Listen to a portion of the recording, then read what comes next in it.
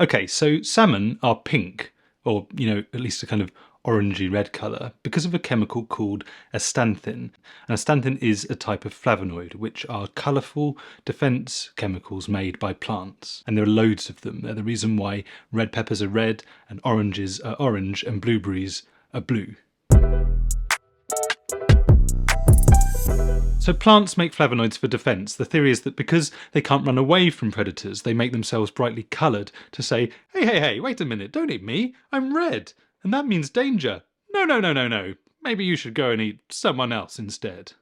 Now obviously salmon aren't plants, don't worry, I do know that. Actually astaxanthin is made by algae, and then the algae is eaten by krill and shrimp and whatnot, and then salmon come along and eat all the krill and turn pink from all the astaxanthin in the process. Also, lots of other pink food that we eat is pink because of astaxanthin, like trout and lobster and flamingos. Although, don't eat flamingos. Okay, so why does any of this matter? Well, it turns out that astaxanthin is one of the most powerful antioxidants in nature. For context, it's 6,000 times stronger than vitamin C. Okay, so oxidation is the basic process that turns the food we eat into energy that our bodies and brains can use to power them, just like an engine turns petrol into energy to drive it forwards. So oxidation is normal and it goes on all the time, all over our bodies and throughout nature, and it's vital. Without it, life couldn't exist. But as part of the process, it produces waste products like a car's exhaust, and these waste products, they're called free radicals, can attack and damage cells and DNA. Now, this doesn't cause much of a problem at first, but over time, as this damage builds up, our cells get less and less good at doing whatever it is they're supposed to do, and we notice our eyes get blurry, our skin gets wrinkled, and our mind gets foggy. Oxidation causes aging. So the theory then is that an antioxidant can come along and intervene to neutralise these waste products, the free radicals, before they have time to cause this damage and so halt or at least slow down ageing. So there are loads of different antioxidants, but what's particularly interesting about astaxanthin is that it has the potential to protect against ageing in our brain. Let me explain. So most antioxidants, in fact most of anything, can't get from our body into our brain, which makes sense. If you think about it, we don't want anything that we eat or breathe in, smoke and pollution and cheeseburgers and viruses, to be able to wander from our body into our brain and muck about with how we think and feel willy-nilly. So evolution has realised this, and so it's wrapped our brains tightly in a filter, it's called the blood-brain barrier, whose job is to manage very carefully what can get in and out of our brain. Most things can't get in, but astaxanthin can, and what's more, when it does, it actually sits itself right in the outer shell of our brain cells. And that seems really important because whilst ageing in an apple might cause it to go brown, ageing in our brain can cause dementia. Unless, of course, we have a powerful antioxidant sitting right there as a bodyguard to protect us. So to my mind, this is one really good reason why we should all try to eat more salmon if we can. And there are loads of other reasons too, because salmon, beyond astaxanthin, is packed full of loads of nutrients that we know may play a vital role in protecting us as we age. So a 100 gram or 3.5 ounce portion of salmon gives us just under 3 grams of omega-3 fats, including DHA, which is needed to build and replace new brain cells as we age. It gives us about 1.25 times our daily requirement of B12. Don't worry, we can store the rest, which is good because about 1 in 5 of us are low in B12, and we know that this predicts dementia. Salmon is also one of the few very good food sources of vitamin D, which almost all of us are lacking in. And it's high in choline, which is needed to make acetylcholine, the brain chemical that manages our memory and learning.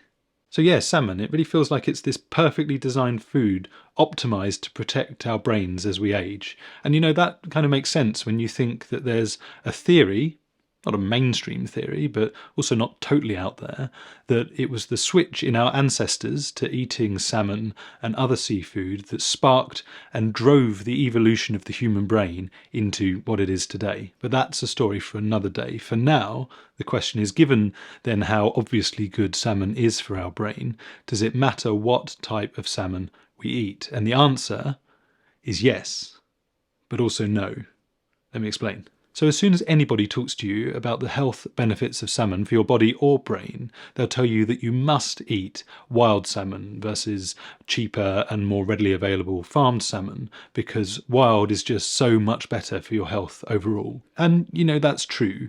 Wild salmon does seem to be optimized in all the major ways that we mainly care about. Wild salmon is higher in lean protein and lower in overall fat, but with a better omega-3 to omega-6 fat ratio.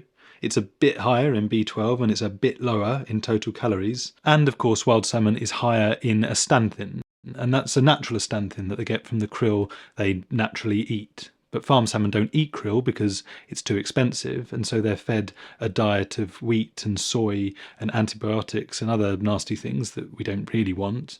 And they're also given a synthetic astaxanthin to turn them pink. So yeah, wild salmon is definitely the best option, and so if you can get it and you can afford it, then that's what you should do. But if you can't get wild salmon or you can't afford it, then don't let that stop you. Farm salmon is absolutely fine, and by eating it regularly, you're still going to get essentially all of the main brain and general health benefits as you would from wild. So it's a bit like my car. Maybe my car would run a bit better and for a bit longer if every time I put in the absolute top-notch fuel. But just because I can't afford to do that doesn't mean I don't put in any fuel at all. I just put in the second best choice. And you know what? My car runs fine, and it's the same here. If all you can get is farm salmon, then get it. And don't worry about it. It's still a fantastic choice. That said, what actually is the difference in price between wild and farmed salmon? Firstly, whilst wild is normally a bit or even sometimes a lot more expensive than farmed, this isn't always the case. And often this is